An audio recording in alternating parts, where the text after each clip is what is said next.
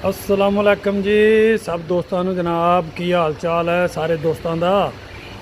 लो जी अज नवी जगह ते आए हैं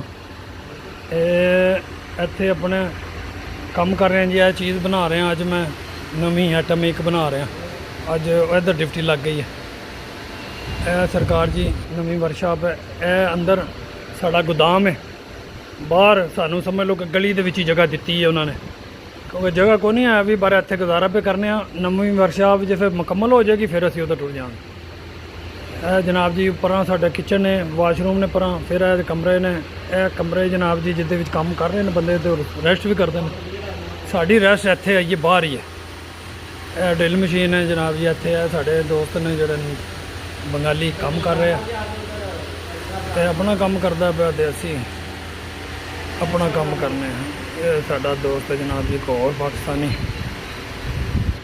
उत्थे वो काम कर रहा थे, इत्थे हुण मैं काम कर रहा।